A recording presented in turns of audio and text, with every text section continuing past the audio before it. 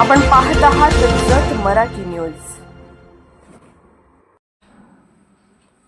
Prem developers and construction जत आनंदाची सुरुवात करा आजच आपल्या हक्काचे घर प्लॉट बुक करून। संपर्क कृष्णात कोळी सर, मोबाईल नंबर 9423810208 73 67 08 88। अंकले येथे सावित्रीच्या लेकींचा जागर।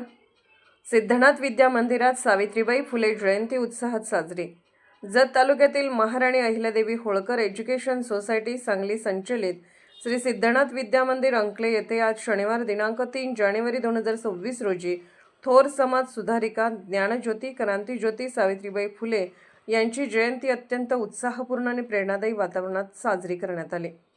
कार्यक्रमाची सुरुवात सावित्रीच्या लेखी मानल्या जाणाऱ्या विद्यालयातील विद्यार्थिनींच्या हस्ते सावित्रीबाई फुले यांच्या प्रतिमेचे विधिवत पूजन करून करण्यात आले।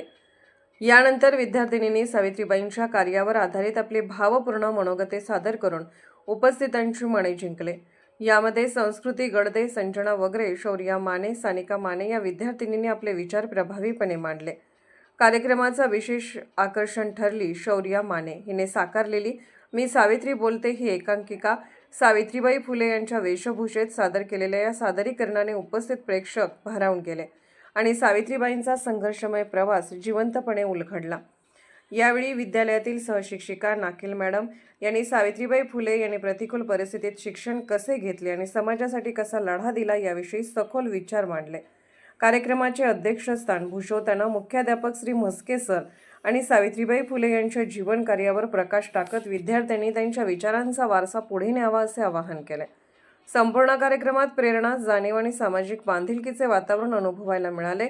सावित्रीबाई फुले यांच्या विचाराने विद्यार्थिनींमध्ये आत्मविश्वास, शिक्षणाची जाणीव आणि समानतेचा संदेश अधिक दृढ केला। ती घेण्याची गोडी नाही, बुद्धी असून चालत नाही, तयास मानव म्हणावे का? ओळखलेत का? मी सावित्री ज्योतिराव फुले, सातारा जिल्ह्यातील खंडाळा तालुक्यातील नायगावच्या खंडोली नेवसे पाटलांची मी कन्या। वयाच्या अवघ्या 9व्या वर्षी माझं लग्न ज्योतिराव फुले नावाच्या माणसाशी झालं आणि हळूहळू मला कळायला लागले ज्या माणसाशी माझं लग्न झालं तो एक सर्वसाधारण माणूस नाही, तर या जगाला ऊर्जा देणारा क्रांतीसूर्य आहे। त्या काळी स्त्रियांना उमरा उलटण्याची पद्धत नव्हती। बाईच्या जातीला कसं आपण भलं, आपलं घर भलं आणि आपली सून, स्त्री पुरुष उच्च नीच असा लय भेदभाव होत होता आणि या सर्वांवर एकच उपाय होता, तो म्हणजे शिक्षण। शिक्षणाचा प्रसार करण्यासाठी ज्योतिराव फुले एका शाळेत गेले। तिथे त्यांना फराद नावाच्या ब्रिटिश मॅडम भेटल्या। त्या म्हणाल्या, मिस्टर फुले, तुम्हाला शिक्षणाचा प्रसार करायचा आहे ना?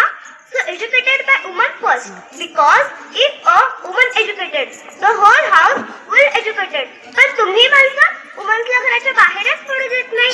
So bad मिस्टर फुले, so bad. झालं।